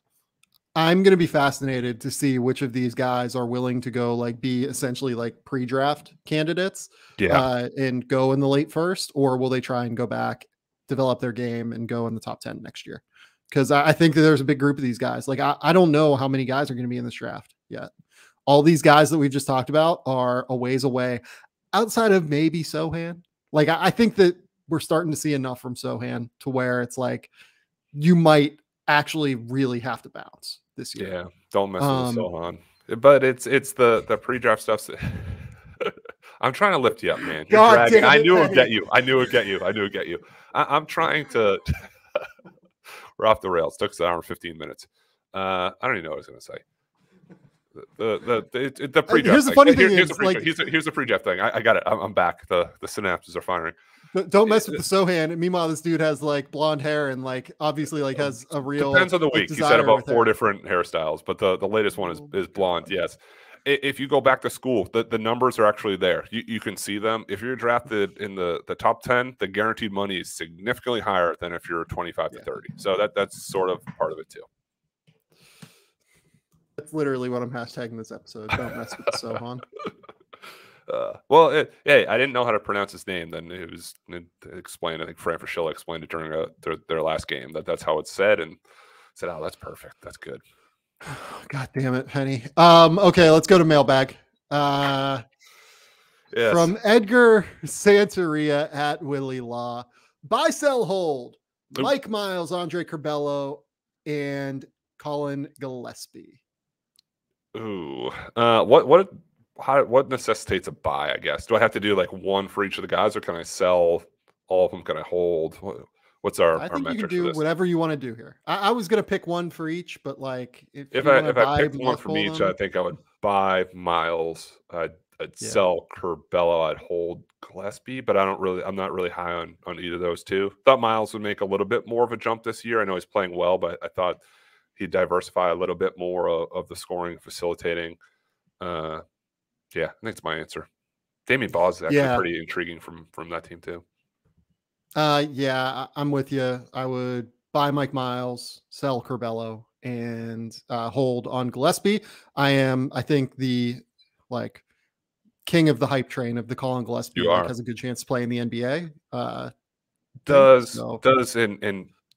As I try to mold my own views on scouting and evaluation, does Jose Alvarado's success sway any of your thoughts on guys that I don't want to say were wrote off, but sort of like, not really going to crack a NBA rotation, then surprises you? Does that change your kind of view of when you're looking at these guys that maybe may not be slotted in the top 60, but we're seeing outside top 75, top 100 guys get opportunities and be contributing players on NBA floors?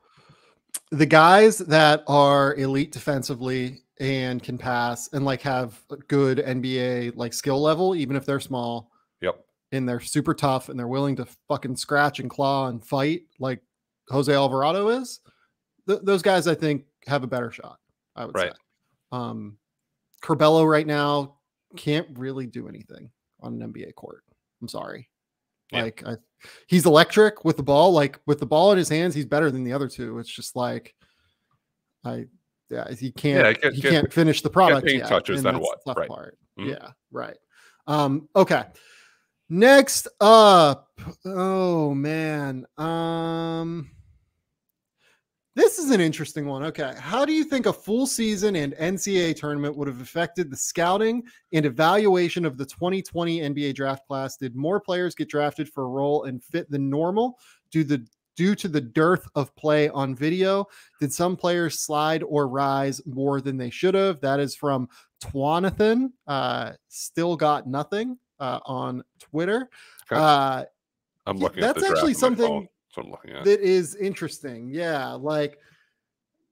Because the draft was I've heard it both ways from NBA teams on the 2020 draft. Because the draft wasn't held until November, teams had every ability to go through and deep dive on every single game that a prospect played multiple times. Higher level evaluators like general managers were involved earlier. Coaches were a little bit more involved in that draft process just because they had time. They weren't doing anything. I remember the story was Steve Kerr was watching draft tape, right? Yeah. But on the other hand, I do think that the lack of NCAA tournament probably hindered some evaluation. It ended up not allowing teams to really, I guess, get a full picture of competition level, right? Is there any guys in particular that stand out? I'm just looking at who could have been that guy that even moved up more so. Well, the funny one that I think people would point to is Tyrese Halliburton, but Halliburton broke his wrist. Right, that's my point. He was injured. They weren't good after he went down. The year before, they were better. That's the name that sticks out as how the heck did he go 12th? It's because he got hurt. People had questions about the jumper. It was a little bit of a funky release, and he's been awesome. So we're probably all wrong that he wasn't in the top 3 to 5. But Georgia wasn't making the tournament. Georgia wasn't making the tournament. James Wiseman was gone after 2 games. LaMelo Ball didn't play here. Patrick Williams was playing 20 minutes a night. Isaiah Okoro went 5th. I don't know. There's not another guy. I mean, Obi Toppin went 8th, and he could have even went a little bit. If the Dayton went on some magical Final Four run, maybe he goes 6th. But I don't think there were any. Aaron Naismith was hurt, so he didn't play. Cole Anthony, North Carolina wasn't very good. Isaiah Stewart, Washington wasn't really good. So I don't know if there's necessarily a name that I think could rise. Maybe Sadiq Bey. If Villanova had a really good run and he showed the 3-point shooting stuff, that he could have went a little bit higher. Maybe he jumps Naismith and he goes 14th to the Celtics. Yeah. The name that I would say that I wonder if he would have gone as low, and I still don't know how this guy went as low. Yep. Go ahead. Tyrese Maxey. Yep. Yeah. That's the one where I really wonder if, because that team was really good. They went 15-3 in the SEC play. They went 25-6 over the course of the season. Yeah. I really wonder if he would have gone in the lottery had there been more time, for them to be successful in the NCAA tournament. That's a good one. And that's why Ty Washington kind of puts my brain in a pretzel, because the Kentucky guards pan out. And Maxey had 33, 8, 6, 5, 700 last night. Every stat he had. So I went back today being prepared because I thought you were going to throw some Ty stuff at me. So that last Maxey year, he had at Kentucky 14 points, 4.3 rebounds, 3.2 assists, shot 43% from the field, 29% from three, 83% from the free throw line. He now shoots 40% from three. Ty Washington's numbers are kind of close. 13 points per game, 4 rebounds, 4.5 assists, 49% from the field, 37% from three. Are there parallels? And I don't think that's fair to Ty because Tyrese Maxey has been incredible. But maybe. And that's what kind of every mid-range jumper that he misses is say, I don't know. And people say Kentucky guards, they work. Look at Maxey's numbers. Look at other guys' numbers. So maybe. I got to watch more. Here's a good one, speaking of Kentucky, because we haven't really talked about this guy much on the show. And he's been absolutely outstanding, and I think it's worth discussing him. Any chance Oscar Tshiebwe gets more than a cup of coffee in the league? I get the limitations, particularly within the current modality of play, but it seems like he could stick under the right circumstances. No? That question comes from John Whitlow. Yeah, I think he could stick. Wouldn't surprise me at all. The thing that worries me a little bit is I don't think he's outstanding defensively. I think he would need to be really, really good defensively to really truly stick, because the thing that worries me most about him is just the touch around the basket whenever he's dealing with length. You go back, you watch the Walker Kessler tape. I thought that words out of my mouth. Yeah, he really struggled. I know that he went 7 of 12 and had 16 and 14, right? He seemed to struggle to me to finish over Walker Kessler, which is the size of the guy that he will play at the NBA level. He's definitely not a 4 at the NBA level. He can't move well enough. He can't shoot, doesn't have the perimeter skill. I think that if he can improve his hands, improve his touch around the basket, and improve defensively, he'll have a good shot to stick, but it's not a surefire thing by any stretch. No, rebounding always translates, so we do have to remember that. Yep. The offense from 15 feet and out is end of the shot clock. Do we need to take a desperation jumper? He can hit 1 or 2. It's good timing. I actually, yesterday, I went through every basket he scored on the Adidas circuit in high school going into his senior year, just to see what did not miss, because he was an absolute monster, but what type of offense? It was mostly putbacks, dunks, going up and down the court. He was legitimately the Terminator. He was awesome, but it wasn't hey, here's this untapped NBA skill that we don't have. Has to be able to the rebounds got to be there, but he has to be able to defend pick and rolls, call out screens so his guards don't get destroyed, and then not have as many struggles as he had versus length, because everybody in the NBA is going to be longer, bigger, etc. From Caleb Martin 43. I just need to hear Matt Pennie talk about how awesome Chet would be in OKC. I need the funkiness of a team with Shea, Giddey, and Chet in my life. I'll just give you. Is that an Andrew Schlecht burner account or what? Schlecht, get out of here. Your name ain't Caleb Schlecht. He would be awesome. When I talked to those guys on the NBA Athletic Show a couple months ago, I said, I don't want to scare you, but Chet's a little bit Poco-y with more of an edge and a little bit bigger, a little bit better shooter. I don't know if that helped or hurt them. It would be great in Oklahoma City because those guys also, I don't want to say free reign, but they have more offensive freedom and they have more opportunity to explore their own games, because as much as they're trying to win, there's also playing time available. I think he'd be a crazy pairing with Josh Giddey and with Shea and Dort and running around. That offense would actually fit there. Jabari Smith fits well too as a shooter. Jabari Smith and Josh Giddey had a pick and roll with Shea on the weak side and then can do whatever he wants. There's a lot of possibilities there. I like both those guys, so both fits. I like those two more than the Paolo fit in Oklahoma City specifically. I do as well. This is actually a really good question that I'd kind of forgotten about. How much do the G League Ignite guys have to gain from playing in the Rising Stars competition at All-Star Weekend? Will they be able to talk to scouts and have meetings with front offices? This is from Not DB Cooper. I don't know about the second part at this point. But what do they have to gain? I mean, if one of those guys goes out and shows out, that'd be significant.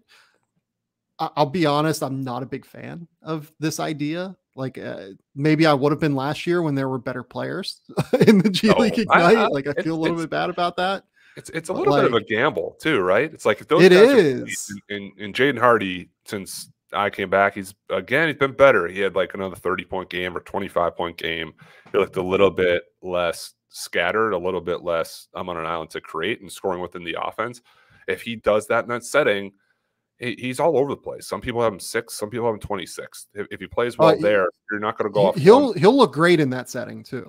He could, but if he's knocking down shots, maybe they got to get people a little excited. But there's also stuff to lose too. Marshawn Beauchamp is putting together a great series of tape and games. If he struggles, it's like, is that just a rotational piece? If Michael Foster gets beasted, is it just, hey, I don't even know if he can play the 5. Like, can he be drafted in the 40s? It's more, I don't know who the guys are going to select because it's not all of them. But it seems like, for what it's worth, it seems like it's going to be the 4 that we would anticipate. So Hardy, basically. Daniels, Beauchamp, Daniels, and Foster. The guy I want to see is Scoot Henderson. Just going to say it. I do too. Being 17 years old, this kid's going to be a star. I think Scoot Henderson has nothing to lose because he's not draft eligible. If he puts up a goose egg, he's 17 years old. He's got another year. If one of these guys puts up a goose egg, could be not great for them. Yeah, it's a risk. I'm very interested to see how this goes. I don't know. I will be interested. I'm not real sure. I don't know what to think of it yet. I would prefer that they not do this, but that's also just because I like to see the young guys, like in the NBA, as much as I like to see these prospects. Yeah. Okay. Let's do one more question. Good batch so far. From BCS Buckets, Ben.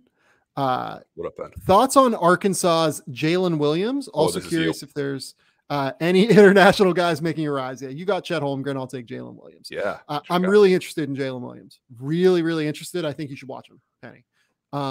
Very much. I had 3 guys that were up for my prospect of the week, potentially. He was one of them. Over his last, I want to say it's like 6 games, he's averaging like 15 points, 11 rebounds, 2 assists, 2 blocks, and 2 steals or something. Like, it's insane. They figured out really how to use him on the perimeter, dribble handoffs. He's starting to shoot threes a little bit, to a greater level than what we thought he could. I'm still 10% worried that he is a small ball, 5, because he's like 6'10", 240. And doesn't seem to have elite level length, but he's very skilled. I'm not, he's kind of a tricky one to fit because he's definitely a center, I think. He's pretty good defensively. He moves pretty well in ball screen coverages, but he's definitely going to be undersized. He's one that, over the last couple of weeks, I've really tried to wrap my head around in a pretty substantial way. Is this guy for instance, is he better than Pete Nance? Honestly, I think he probably is. And Pete Nance, in the 60s. And he's 2 years younger than Pete Nance, right? So, I'm still trying to wrap my head around Jalen Williams a little bit. I think I need to figure out what exactly the role in the NBA is as an undersized center, because I don't think he's as twitchy as someone like Larry Nance, right? I don't think that you can have him guard 3s and 4s. I don't know. I'm not real sure. The shot's a little weird too. I've only watched highlights. I haven't watched full games yet, but the follow through kind of ends low. It doesn't end high. That was the one thing that stood out to me. I've seen the buzz. I've seen the box scores. I'm not going to lie and pretend and read off those. I have to watch him. Okay. Thoughts on this is another one from me. From Witter SR, who is a Canadian basketball person. Okay. Thoughts on Leonard Miller, who is like a 6'10" wing at Fort Erie Prep in the Ontario League. Have you watched any of Leonard yet? In person, and I see him again Thursday. Do you really? Yeah. I really do. Yeah. He played at the Zero Gravity Prep Showcase, and then he plays at the National Prep Showcase Invitational at Rhode Island College on Thursday. I will be there. Yeah. Eligible for the 2022 draft and gaining some hype. Mike Schmidt, I believe that's supposed to be Mike Schmitz. Shout out Mike Schmidt as well. Was talking about him the other day as a potentially 2022 eligible prospect. So I watched him early in the season. Yeah. I have not caught up in like the last month, I would say. Mm-hmm. I thought like college player for sure, but like a legit, like real high upside college player. The thing that worried me was athleticism. Doesn't seem to have incredible explosiveness to be able to create his own shot, but is incredibly polished for his size as a ball handler. Part of the problem here as well, the tape that I watched was him going against guys that were like 6'5", like non-athletes. Yeah. So like it's kind of tricky, I think, to evaluate the tape that I saw. You might have had a different experience though. But like from the tape that I saw, definitely a high major like player. No question. Go to college. Like very interesting potential prospect in 2023 was my take. I don't want to say I found it, but I watched him almost by accident because the Zero Gravity Prep Classic was like Friday, Saturday, Sunday.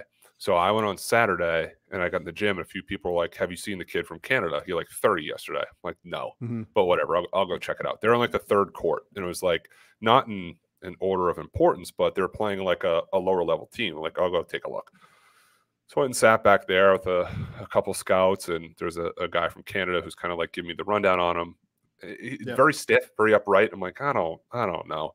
Then he hits a three. Then he takes off the dribble and dunks at a guy's head. Then he faces up and shoots again.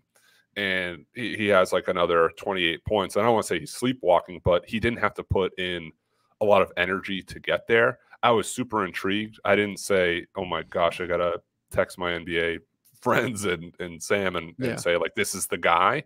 Has high major interest. I mean, the Canadian scout I was with said it's pretty much between him and Shaden Sharp in that class. And now the classes are all wacky.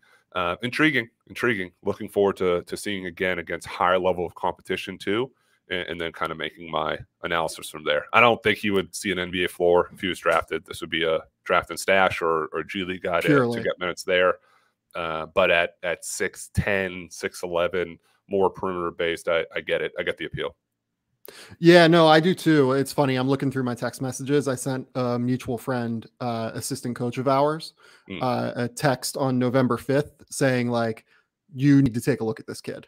You need to like really check him out. He is someone that would be a great fit for your program. Interesting. So I'm looking right here. I have the schedule. So Thursday they play.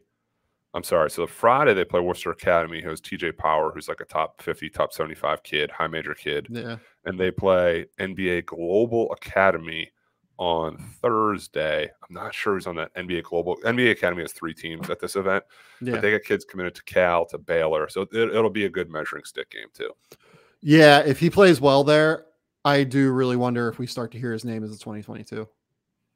Could see it. He has the kind of talent to where he would get picked. Like I think he would get picked at least in the second round right now. It's just second round flyer. I think the ceiling is much higher if he goes to college and like balls out in college because he's like a 6'10" shot creator. Yeah. But like the thing is, the tape that I watched was literally like him grabbing a rebound because he's taller than everyone, dribbling up and down the court and just like fucking wrecking kids. Yeah, like, that was basically what I looked at. I watched like 10 minutes in the back and said, yeah, he's good enough. Like, what do you want me to say? He was playing against guys who are, their center is like 6'3" or 6'4". It's like, how do you think this movie ends? Like, this is not going to end well for the other group here. Yeah, like he was like playing these like unathletic kids and just like fucking slicing and dicing them like in open court. And it's just like, what are we doing here? I didn't know it was draft eligible. That gives an extra incentive to the trip here. Yeah, Schmidt said that. I believe that he's right about that because I think that he is. I think he turns 19, right? And he's a prep school kid, obviously. So yeah, Canadian stuff is a little tough too because they reclass, they declass often. Yeah. So he turns 19 in November. Leonard Miller. So I don't know. We'll see. And then like the other part of it is like how much does it affect him that didn't he do like a year at Wasatch or something like that? Or like he did. Wasatch at one point. He went summer then went back. Yeah. So like I don't totally know how that would affect his eligibility. Maybe I think he is draft eligible, but like don't quote me on that necessarily. According to Sam Vecini, I'm just doing eligible Leonard Miller. I'll be very vague like I can be. Potential. Yeah, I'm just doing like doing like the math on like the CBA rules basically. Don't even try. I have people tweeted me like, is this guy draft eligible? Is that guy draft? I don't know. They're like when I'm right, I'm wrong. When I'm wrong, I'm very wrong. Yeah. So I don't know. To answer the question, Leonard Miller, really fucking interesting prospect that I don't know what to do with yet because the tape that I've seen is him like tooling fucking teenage 6'2" kids. Yeah. So no disrespect to the 6'2" kids. Okay. Prospects of the week, Matt Pennie. We are up. I think that the headache pills that I took right before we started recording kicked in, which is nice. Good. I'm rolling right along. 2 more hours, halfway through. We're ready. Let's do this. You're up. Oh, we're kind of mainstream in the guys we talked about. So I want to dig a little bit deeper this week for my prospect of the week. I'm going to go back to the Atlantic 10, the conference I quote unquote played in. And I'm going to go with Duron Holmes from Dayton. He was a top 30, top 40-ish guy out of high school in Arizona and was a huge deal when Anthony Grant and Dayton secured his commitment. He's 6'10". He's put on some size since he's gotten to campus. It took him about 5 games to get his feet wet. Now he's averaging close to 12 points per game, 6 rebounds, 2.7 blocks, and shooting 66% of the field. Really good hands in and out of area, can short roll them, can roll them all the way to the rim, catches cleanly, dunks, has a couple moves out of the post, has a really nice right hook that he can get to, has this little pump fake, and to get his man off the ground, takes one dribble, looks to rise up and dunk there. A soft touch from mid-range. He's only taken 6 3-pointers this year. That's not really his role, not what he has to do, but I think he's going to be able to when he can take a few more in there. Stays with plays on defense. He rotates instinctually and will drop as the initial man is beat. He'll then rotate quickly as a weak side shot blocker. He closes out hard to jump shooters. Really good timing on his jumps and his second jumps.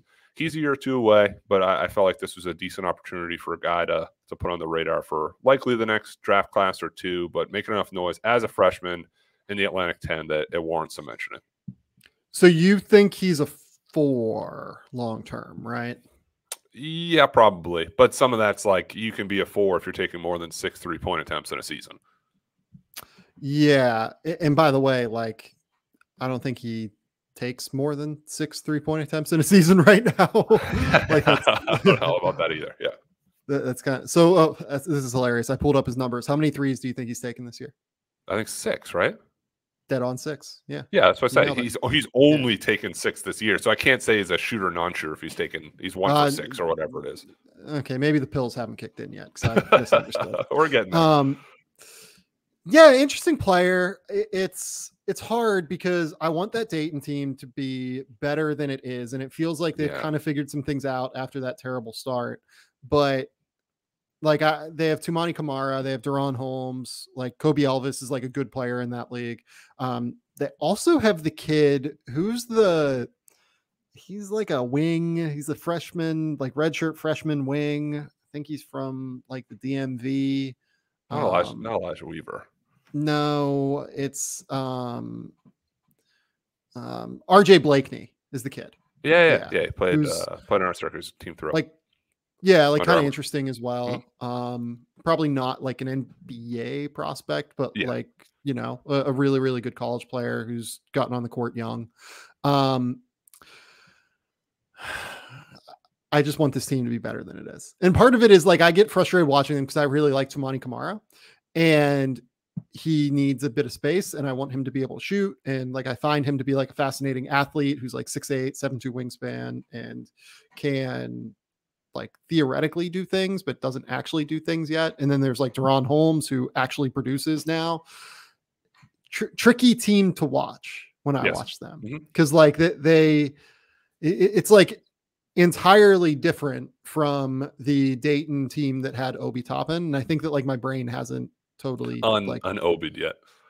Yeah. Like they turn the ball over a fucking crazy amount. They don't take a ton of threes. Like it's just a bizarre team compared to what they were when they had Obi. And I think my brain hasn't wrapped that around yet.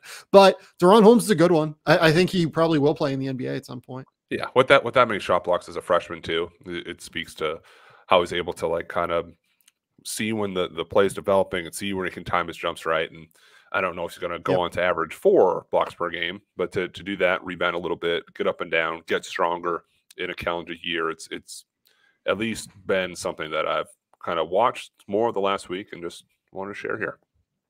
Yeah, so he has 4 games with 5 or more blocks so far this year. Kind of nuts. He is top 30 in block rate according to KenPom. So yeah, no, he's a good one. Okay. My prospect of the week is a bit more mainstream, I guess, than yours. Justin Lewis at Marquette. And as much as anything, I just want to talk about Justin Lewis because we haven't really talked about him yet. And I think he is a potential first-round pick in the 2022 NBA draft if he can prove that he can shoot. That is a real concern right now because he's shooting 32% from 3. But he has some really interesting scorer skills, like his footwork for being someone who is 6'7", 240, something like that. Like a big body dude, has a 7-foot wingspan. His scoring skill set, his footwork, his ability to like pivot, his ability to like spin back and like get pull up shots. Like it's actually really impressive. And it's not just like out of post ups with mid range stuff. Like he'll attack a closeout like off of an advantage and stop, pump fake, like spin back and then knock down like a pull up jumper. Really, really impressive scoring skill set, really, really impressive balance for a guy that's this big, this heavy, this strong. Does need to shoot it from 3. I have some real concerns about the jumper. Defensively, I think he knows where to be. I think he's really good instinctually in terms of staying in position, staying where he needs to be, rotating. I worry a bit about the lateral quickness, obviously. He's 240, he's listed at 245 now. I'm looking at it. Maybe could drop even 10 pounds and like add just that little bit of quickness, more pop. And if he does that, I think he's a really interesting potential rotation player in the NBA. I like your first point. It was mine too. He's really good with those reverse pivots in the post. He has that really good footwork and he takes advantage of that stronger, wider frame that's gotten in better shape. Could probably use a little bit more toning or honing. I like the touch when he's coming off those like dribble weave handoffs into the lane. He's made some big shots lately and reminds the crowd by quieting the baby, and he's into it. He does. The bad of it, the bad of the tape, the negatives are not great defensively. Like he's got some bad closeouts, run bys. Doesn't always sprint and change ends, and that plays into he doesn't challenge shots. He can ball watch a little bit. He did have a nice steal in advance. Yeah, I think he's okay on defense. Am I wrong? I don't know if you're wrong, but that's what's at that size, and if you're not shooting it, the defense has to be like good to very good, and I don't know if he's quite there. Yeah, no, I do. But look, I like him. He's made a nice leap from freshman to sophomore year, and a reason that Marquette has had success. A lot of it falls with him. Yeah, no, I think that you're definitely right on that. Marquette has been one of the more fun surprises in college basketball this season. After dropping to 8-6 following a double overtime loss to Creighton, they ripped off 7 straight wins against Providence, Seton Hall, Villanova, Xavier, Seton Hall again. Like really, really impressive wins. They've beaten Illinois this year already. I don't know, man. I'm a fan of Marquette. They've played one of the 10 toughest schedules in college basketball. Justin Lewis is the guy that serves the drink there, along with Tyler Kolek and Daryl Morcell. Morcell's shooting has come back down to earth a little bit over the last few weeks, I would say, maybe even the last month, realistically. Tyler Kolek is not shooting well, but he really just like kind of runs the offense at a really high level. He passes the ball, gets everyone involved. I really enjoy watching Marquette. They're one of my favorites in the country randomly this year. Like I know that when I toss on a Marquette game, I'm going to get to see a team that really fights defensively, really fights for their coach, plays good, smart team basketball. And occasionally you'll get like a Justin Lewis explosion like he did against Seton Hall, where he had like 33, 10, and 7. You know what you're getting every time you turn it on. Yeah, no, I agree. Okay, Pennie, do we want to, what do we got? What have you been watching on TV? A lot of basketball, and then Ozark. I'm about 3 or 4 episodes into the new season. That's the only TV I've watched. It's been a heavy basketball slate. I think I watched like 5 straight games on Saturday. Sunday it was like Ohio State, Purdue, and catching up a couple others. My head has not been necessarily in the media space outside of Marty Bird and his usual BS down at the Ozarks that we're dealing with for one final season. Yeah, I have not watched Ozark yet. Haven't even jumped in yet. I will at some point, but just haven't dove in yet. I've seen the first 3 seasons, I think.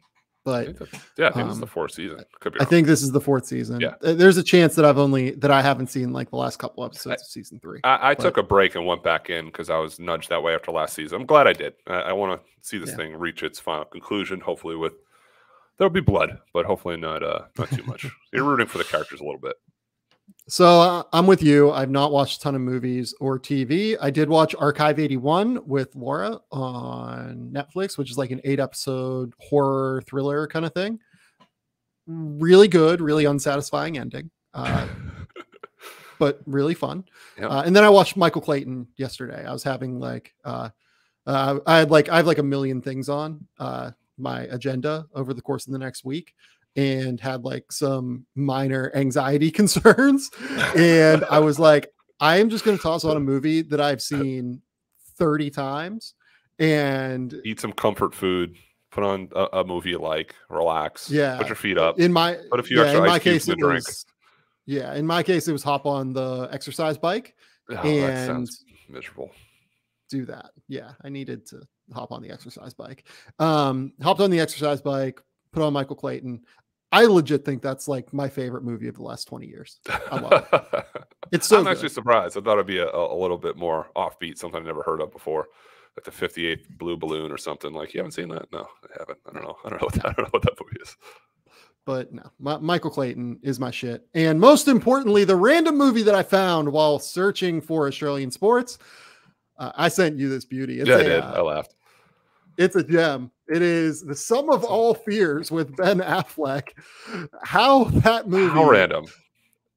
There are so many random fucking movies that pop up on Australian TV. When was the last time The Sum of All Fears popped up on American TV? A while. Like, when's the last time anyone thought about The Sum of All Fears? I hadn't. You sent me, I think, the movie poster, and I laughed. And I'm like, I haven't even thought about that movie in a decade. I don't know, a long time. We got Ben Affleck. We got Morgan Freeman. We got Liev Schreiber. We got Kieran Hines. Yeah. We got Philip Baker Hall. Like the cast is loaded. That reminds me, I still got to watch the Ray Donovan movie too. It's on Showtime. Yeah, it's a good thing we talked about. The Boston Triumvirate. Yeah. Here's the thing: how much money do you think The Sum of All Fears made? Oh, I think it made a lot. They make over 100 million. Made a lot. Yeah. Yeah, it did. It made 118 million. There you go. It's at 100. It's pretty good. And nobody remembers that it exists. No, but that was also that run of like, oh, you have an explosion. You have a big action movie. There's a star or two, 100 million. We've even like dumbed it down more in the movie world. But there was a stretch there where those movies like couldn't miss. Yeah, they really couldn't, could they? Like this. So this came out, looks like May 31st, 2002. Oof, man. That weekend was Star Wars. It jumped one of the Star Wars movies to be number one in the box office. It jumped Spider-Man to be number one in the box office. But most importantly, the other movie that opened that weekend, Undercover Brother. Oh, okay. Well, it jumped that, I'm sure. It outgrossed Undercover Brother. That's not a stunner there. All right, Pennie, tell the people where they can find you on the internet. On the internet, on Twitter, Matt_Pennie. I'll be in the gym. I'll be in Rhode Island this weekend. I got a road trip next weekend. I'll let people in on once we get there next week. But yeah, give me a follow on Twitter. Rate, review, subscribe. Please. Go to the YouTube channel. Do all that stuff. we like it. We appreciate it. The questions are awesome too. That mailbag was a great bit. That was really good. Yeah, no, we appreciate everyone who asks questions so much. It's so like we got fucking 65 questions. It's crazy. I think. Yeah, and you like put it on like as you press play sometimes. I know you have archived some good ones, so we didn't get to, and get a fresh batch. And we don't prepare in a good sense. This is like the real thoughts. Yeah, no, like for the mailbag stuff, I literally ask the day of because I don't want to prepare. Like I want to just go off the cuff on those questions. Chaos agent. I think it's fun. It's chaos. It's enjoyable. In terms of me, I'll have something with Danny LaRue and Seth Partnow on the trade deadline coming this week. I'll have another podcast probably on the trade deadline coming later this week. I think that's about all that I've got on my end, but please, as Matt said, go get Matt Pennie to 3,000 followers. Like, what are we doing here? This has been unbelievable growth here, though. This platform has expanded my measly follower count to a lot of good interactions, a lot of good draft Twitter discourse all the time. Matt Pennie here. I know how many people listen to the podcast. It's much more than 3,000. It's considerably more than 3,000. A lot of bots. It's like 3,500. Get everyone to the Matt Pennie follower. Let's go, guys. Come on down. Go subscribe to the YouTube channel. I've been blown away by the support for the YouTube channel.